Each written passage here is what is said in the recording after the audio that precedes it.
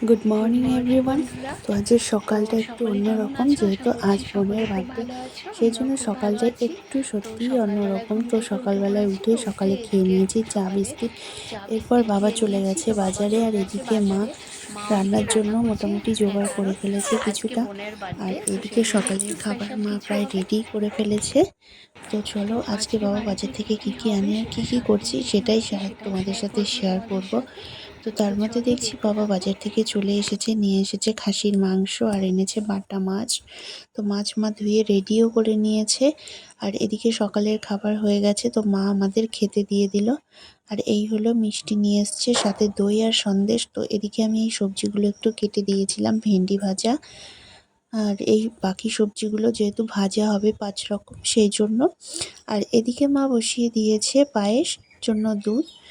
আর তারপর আমি চলে গেলাম ছেলেকে একটু স্নান সেরে পরিষ্কার করে দিতে। তো স্নান টান সেরে ওকে একটা নতুন জামা গায়ে দিয়ে দিলাম, যেহেতু মাসির বার্থডে বলে কথা। তার মাঝে চলে এসেছিল দুটো পার্সেল। তো পার্সেল দুটো বোন আনবক্সিং করছিল। তো দেখলাম এসছে হলো শ্যাম্পু, ওর নিজেরও মনে ছিল না কি এসছে। তারপর দেখলাম লরিয়ালের একটা শ্যাম্পু এসছে। আর এটাতে এসেছে মনে হচ্ছে যতদূর সম্ভব একটা কন্ডিশনার আছে।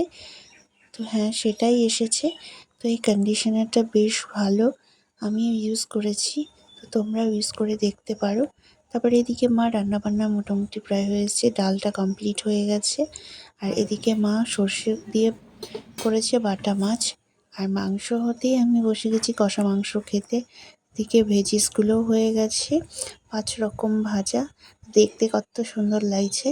তারপর দুপুরবেলায় বোনের জন্য প্লেটিং করছিলাম। তো এদিকে ভাত দিয়ে দিয়েছি, ওদিকে সাজিয়ে দিয়েছি আলু ভাজি। তারপর দিয়ে দিলাম পটল ভাজি। এই হলো মিষ্টি কুমড়ো ভাজি, বরবটি ভাজি, আর ছিল ভেন্ডি ভাজি। তো এই সব কটা খাবারই আমার বোন খুব ভালোবাসে খেতে, তো সেই জন্য ওর পছন্দের খাবারটাই করা হয়েছে। তো এইদিকে মাছ এগুলো সব রেডি করে নিচ্ছিলাম। তো এই হলো স্যালাড, এটা খাসির মাংস, চাটনি, ডাল, সব কিছু দিয়ে বোনকে সাজিয়ে দিলাম। তো ওখান থেকে নিয়ে এসে বোনকে এদিকে গুছিয়ে দিচ্ছিলাম। তো অনেকটাই বেলা হয়ে গেছিলো, তো বোনকে বললাম খেতে বসতে। তো ওকে একটুগুলো সাজিয়ে গুছিয়ে দিচ্ছি। তো বোন তো খুব খুশি, যেহেতু বোন প্রতিদিন বাড়ি থাকতে পারে না, আজকে যেহেতু ছুটি নিয়েছে সেই জন্য সবাই মিলে একসাথে অনেক আনন্দ করে আজকের দিনটা বেশ ভালোই কাটলো। তো বসে গেছে খেতে। তারপর দুপুরবেলায় খেয়ে দিয়ে একটু ঘুমিয়ে নিয়েছিলাম, বাইরে হচ্ছিল বৃষ্টি সন্ধ্যের আগে আগে। এদিকে বেলুনগুলো সব রেডি করে নিলাম, এরপর আমি এদিকে করে নিয়েছি বার্থডেগুলো। তো এদিকে ডেকোরেশন প্রায় কমপ্লিট হয়ে গেছে।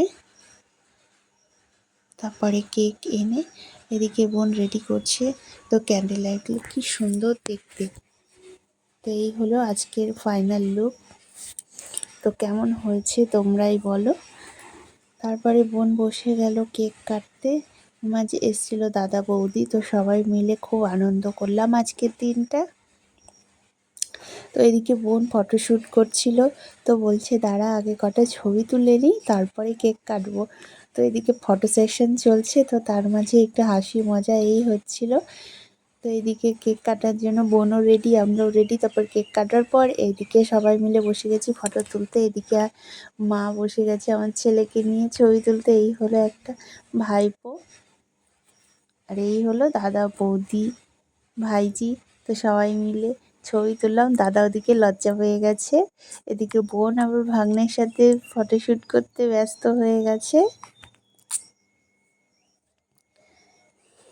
তো আজকে এদিকে আমিও বসে গেছি ফটোশ্যুট করতে। তো আজকের মতো ভিডিওটা এখানেই শেষ করছি। চলো টাটা, দেখা হবে আরেকটি নতুন ভিডিওতে। টাটা।